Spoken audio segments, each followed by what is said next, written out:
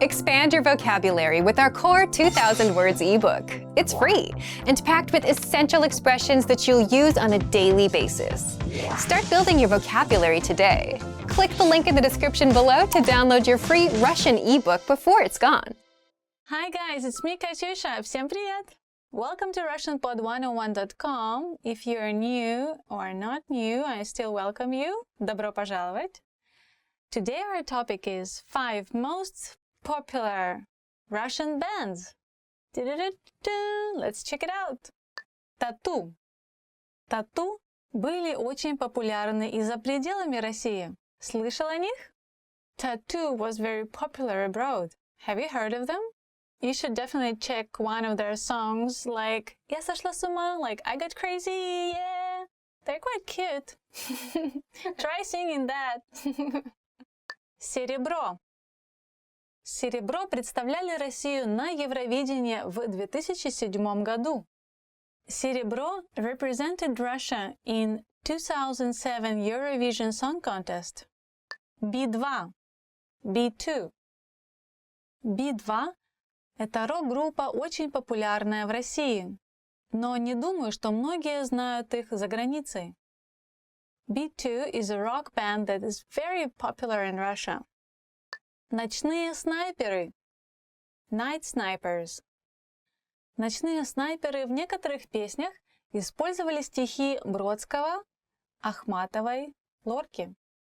Ночные снайперы used poetry by Brodsky, Akhmatova, and Lorca in some of their songs. Ария. Арию назвали русскими Iron Maiden. Aria was known as a Russian Iron Maiden. Guys, it was me, Katyusha, and RussianPod101.com with a new topic, 5 most popular Russian bands. Did you like it? Please check out these amazing Russian bands and tell me what you think. Don't forget to subscribe and comment on RussianPod101.com. Пока-пока! See you another time! Want to speak real Russian from your first lesson? Sign up for your free lifetime account at RussianPod101.com. When learning a new language, we sometimes have a hard time with things like procrastination, discouragement, or failure. But don't panic. With a good strategy, you'll be able to overcome these difficulties. Are you ready to discover the 4 habits of successful learners? Number 1, optimize your time. When learning a language, it's important to dedicate time to your studies regularly, even if sometimes it's difficult. You're busy with school, work, family, or friends, but you can spread out your learning throughout the day. Study whenever you have small gaps of time in your busy schedule. This can be when you're on the metro, on your lunch break, or while you're exercising. Our podcast learning format fits perfectly into your tight schedule. Number 2, consistency with your chosen method. There are a lot of options when it comes to courses and learning materials. Switching from one method to another can confuse you and disrupt your progress. Focusing on one learning method will make a difference. Our method has been created and optimized by real teachers, so you can stick to it with confidence. Number 3, use your language background. Many languages share some commonalities. You can find words that look or sound similar, or even share the same grammar structure.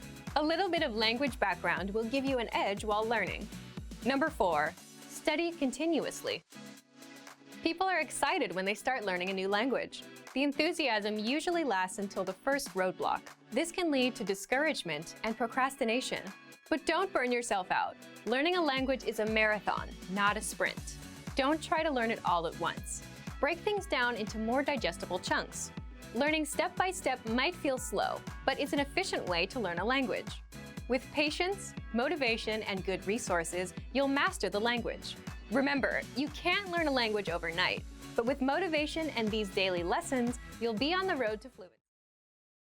Мужчина и женщина смотрят на меню в ресторане. Что мужчина заказал? Что бы вы хотели заказать?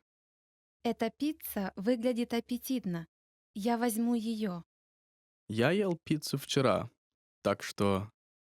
Правда? Тогда как насчет гамбургера?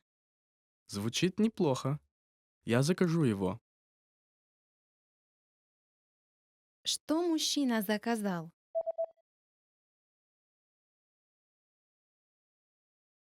Мужчина и женщина смотрят на меню в ресторане.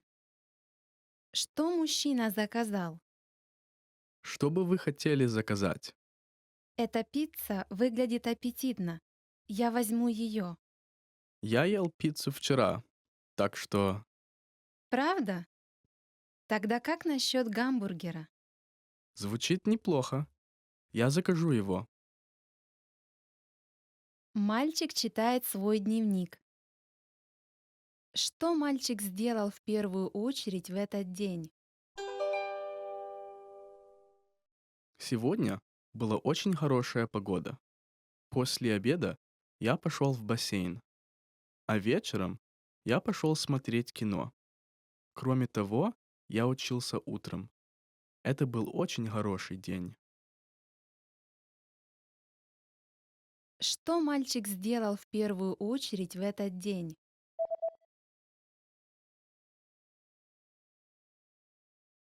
Мальчик читает свой дневник. Что мальчик сделал в первую очередь в этот день? Сегодня была очень хорошая погода. После обеда я пошел в бассейн, а вечером я пошел смотреть кино. Кроме того, я учился утром. Это был очень хороший день. Мужчина и женщина рассматривают фотографию. На какую фотографию они смотрят? Это фотография футбольной команды вашего сына, не так ли? Который из них ваш сын? Вот этот. О, он самый высокий в команде. Он выше, чем я. На какую фотографию они смотрят?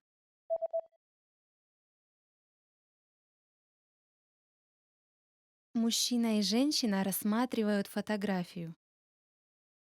На какую фотографию они смотрят? Это фотография футбольной команды вашего сына, не так ли? Который из них ваш сын? Вот этот. О, он самый высокий в команде. Он выше, чем я. Are you feeling confident as a beginner level language learner? Are you ready to move up to the intermediate level? Here are some tips to help you make that leap and advance your language learning progress.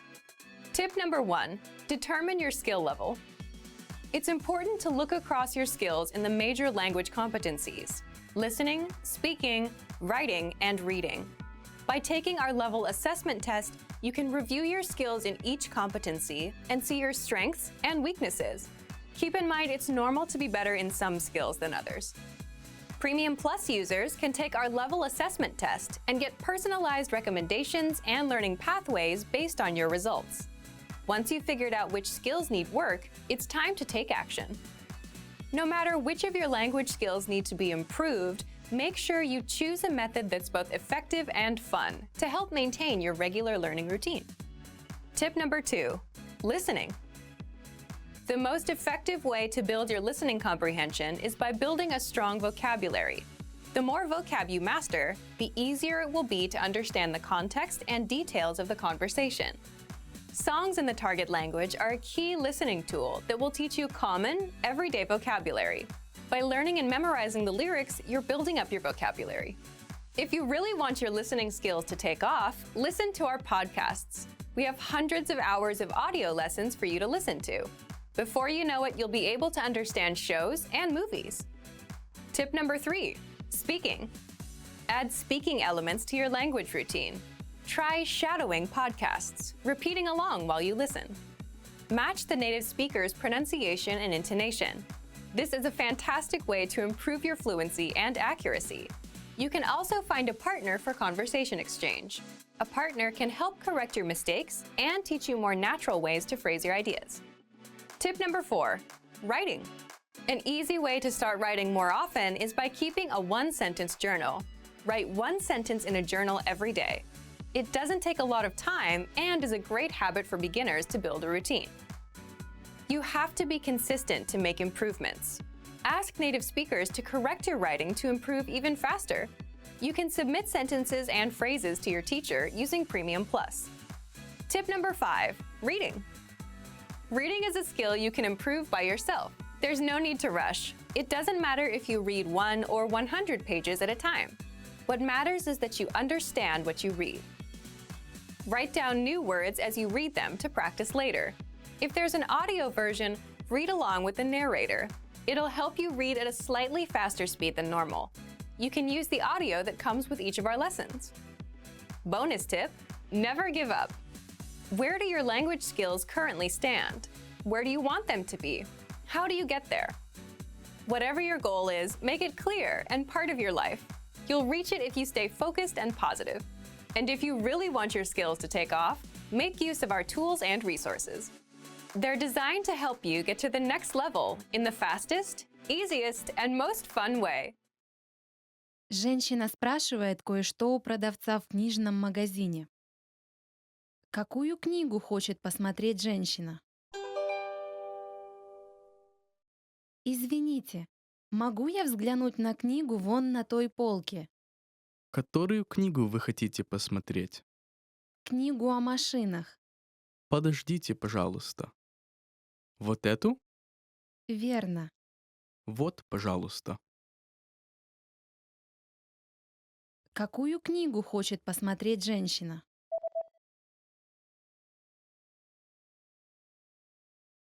Женщина спрашивает кое-что у продавца в книжном магазине. Какую книгу хочет посмотреть женщина? Извините, могу я взглянуть на книгу вон на той полке? Которую книгу вы хотите посмотреть? Книгу о машинах.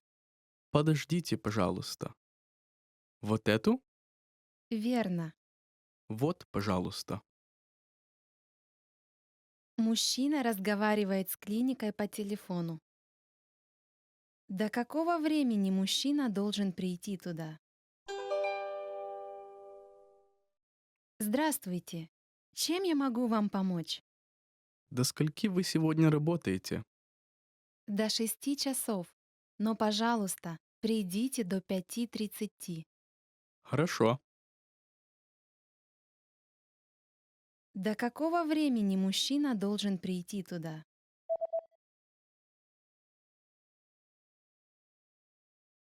Мужчина разговаривает с клиникой по телефону. До какого времени мужчина должен прийти туда? Здравствуйте. Чем я могу вам помочь? До скольки вы сегодня работаете? До 6 часов. Но, пожалуйста, придите до 5:30. Хорошо.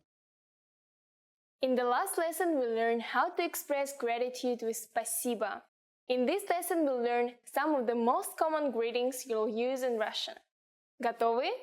Are you ready? Поехали! Let's start. The most used informal greeting is привет. Привет. Привет means hi or hello. We use this greeting when we meet friends, cousins, or close relatives. Please keep in mind that it's a very informal greeting. If you're not close to someone or he or she is older than you, you should not use this word. Here's a more formal way to greet people.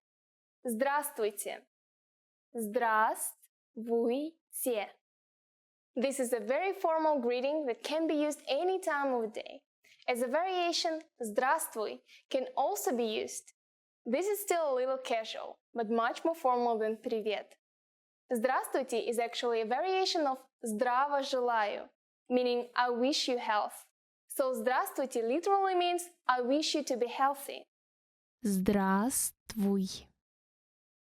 Russian also has equivalents to the English good morning, good afternoon, and good evening. They are доброе утро, добрый день, добрый вечер. They are similar to здравствуйте in politeness and formality. However, remember to use them at the proper time depending on whether it's morning, afternoon, or evening. Доброе утро, which means good morning, is usually used before 12 p.m. Доброе утро. The word добрый means kind. Russians don't say good morning, they say kind morning. The word утро means morning, so literally this phrase means kind morning to you. very sweet. Добрый день can either mean good afternoon or good day. Since the word здравствуйте can be used at any time of the day, we will hear it more than добрый день, but it's still a phrase you should learn. Добрый день. The final greeting is добрый вечер, and we usually use it after 6 p.m. The word вечер literally means evening. Kind evening to you. Добрый вечер. Very easy, right? The usual way to say goodbye in almost any situation is до свидания, which literally means till the next meeting. До свидания. If you're on casual terms with somebody, you may also use пока, which means bye or see you later. Пока.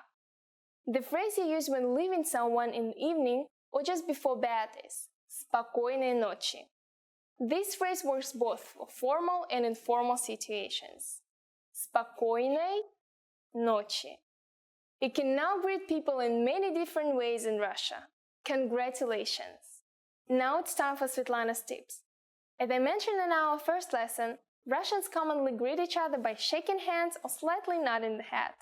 What I want to add to this is that Russians are very superstitious people, so we never shake hands over the threshold between rooms.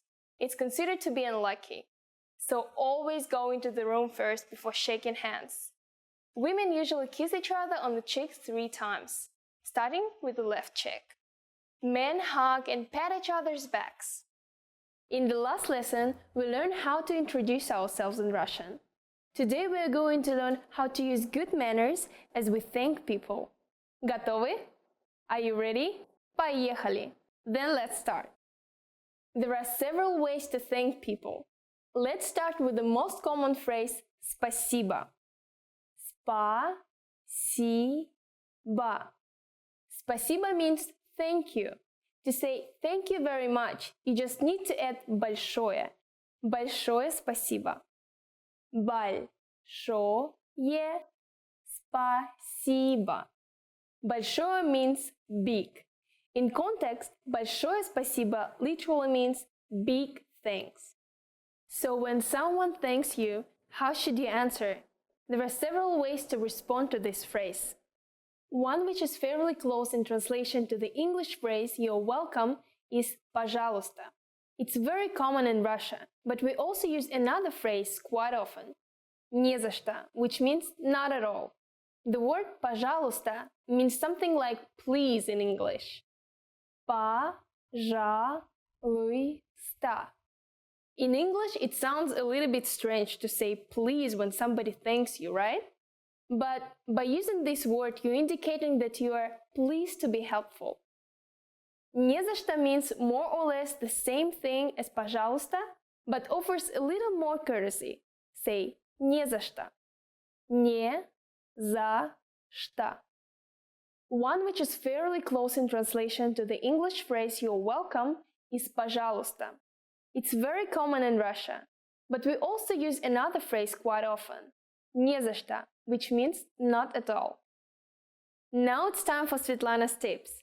When saying thank you in Russia, body language is very important. Спасибо is the universal word and can be used in both formal and informal cases.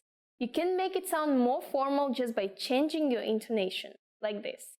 Спасибо. Friends usually act more openly and even slap each other on the shoulder. In any case, it's very important that your thanks be accompanied with smile and again, direct eye contact. Спасибо. In the last lesson, we learned the phrase «Извините». Вы говорите по-английски? Excuse me, do you speak English?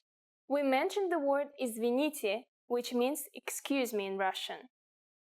In this lesson, we are going to learn how to use «извините» and other words when apologizing in Russian. We usually use «извините» when we want to draw somebody's attention. Perhaps you want to order something in the restaurant or simply ask the time. For example, «Извините, который час?» Excuse me, what time is it? The other meaning of «извините» is to say I'm sorry for something you've done or haven't done. The word «извините» derives from the word «вина», which means guilt in English. You use it when you feel guilty for bothering somebody or causing some problem. The word извините is used in its formal polite form. The informal version for it is извини. It can also be used in two ways as mentioned, but is mostly used in the sense of regret and apology. Извини refers to the informal pronoun you in its singular form. In other words, you would use it when speaking to a person you would address with the pronoun ты. Another informal word for an apology is прости, which has almost the same meaning as извини, but with a slightly higher level of regret. It derives from the verb прощать, which means forgive. So literally this word is translated as forgive me. So the formal way to say forgive me in Russian would be простите or прошу прощения. The meaning of both phrases is almost the same. Простите is an imperative verb which literally means forgive me. Прошу прощения means I am asking you to forgive me. This phrase is a bit more polite than простите. As you might have guessed, the word прошу means I ask. You can add the word пожалуйста, please, to your apology to make it even more polite and sincere. Простите, пожалуйста. Извините, пожалуйста. Excuse me, please. Okay, great. Now it's time for Svetlana's tips. If you accidentally bump somebody, any of the phrases mentioned in this lesson would be fine for an apology. Just don't say nothing or ignore the other person because you might get a very angry reaction and be yelled at in front of everybody. Russians can be very short-tempered and emotional, but will not usually harbor resentment if you admit your mistake. It is always easier to say a simple word of apology straight away rather than try to cool an angry Russian down. In the last lesson, we learned the most common forms of greetings in Russian. Do you remember them? In this lesson, we are going to learn a very useful phrase. Do you speak English? If you find yourself in a situation when you need assistance in English, this phrase can be a lifesaver. And because you're asking it in Russian, you can be sure that everyone will understand what you are saying, even if the answer is no. Here's the informal way to say it. Ты говоришь по-английски? Ты говоришь по-английски? In Russian, verbs change depending on the pronoun that is used. The pronoun ты is the singular you in English. It is a very informal way to address people. Don't use it with complete strangers, especially if the person is older than you. I don't recommend that you use it during formal gatherings either, such as business meetings, conferences, and so on. The verb говоришь means speak in English. As I already mentioned, verbs usually change in Russian, according to the pronoun and time. The original form for the verb говоришь is говорить. To learn how to properly conjugate Russian verbs like говорить, please take a look at our Absolute Beginner series on RussianPod101.com. You can find very detailed grammar lessons and resources there. To make this sentence a question, we don't need to change the word order or anything like that. All we need is to change our intonation.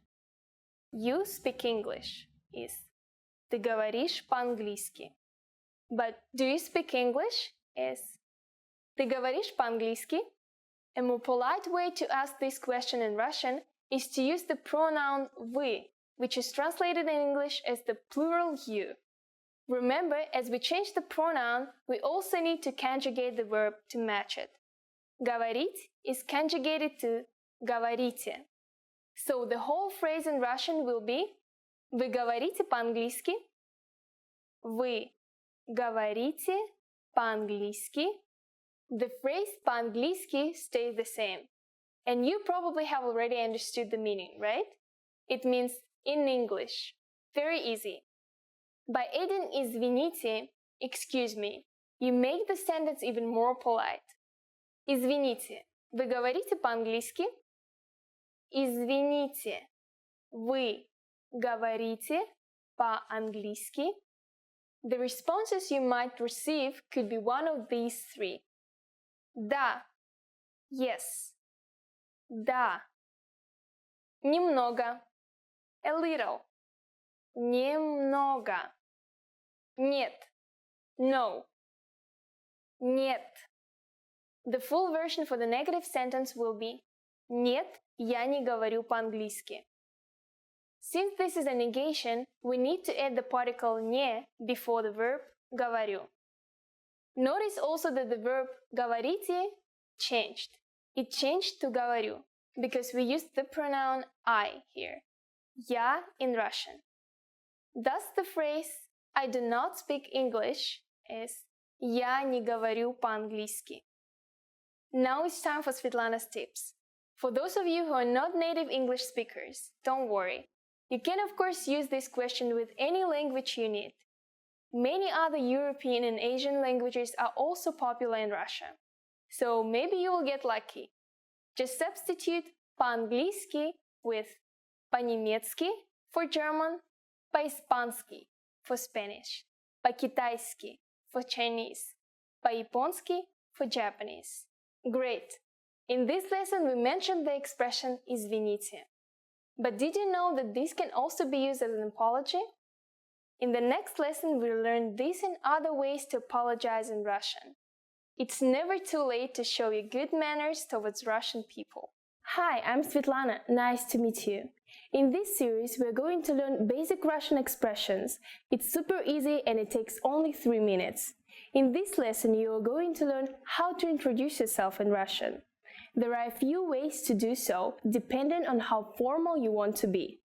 Let's first take a look at an informal way to introduce yourself in Russian. It's very short and simple. Привет, меня зовут Светлана. Очень приятно. Hi, I'm Svetlana. Nice to meet you. Привет, меня зовут Светлана. Очень приятно. Start with the greeting «Привет». Then you introduce yourself by saying «Меня зовут».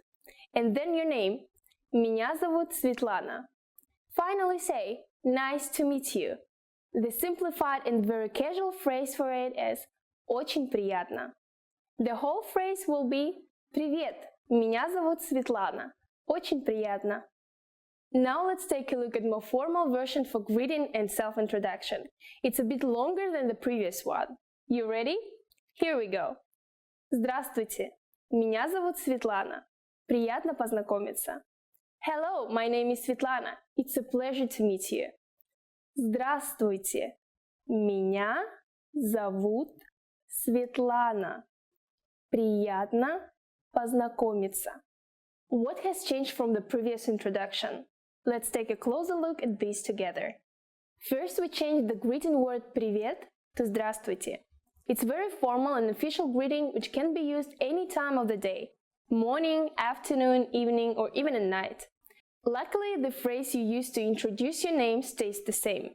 Меня зовут Светлана. Next, after giving your name, you say «приятно познакомиться». It's more formal, but can be used in informal greeting as well. It literally means it's a pleasure to meet you.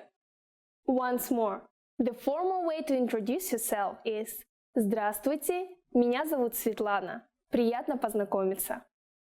In the sentence «Меня зовут Светлана», «меня» is myself, and «зовут» is to be called. So the literal translation is I'm called Svetlana. Unlike English, where I would say, my name is Svetlana, in Russian we basically say, somebody calls me Svetlana. Interesting, huh? Now it's time for Svetlana's tips. It's common to shake hands both when you greet somebody and leave them in Russia. Handshaking is more common for men, but women also practice it a lot lately. And don't forget direct eye contact. It's very important in Russia. Good friends usually give hugs and kiss each other on the cheeks 3 times. Expand your vocabulary with our Core 2000 Words ebook. It's free and packed with essential expressions that you'll use on a daily basis. Start building your vocabulary today. Click the link in the description below to download your free Russian ebook before it's gone.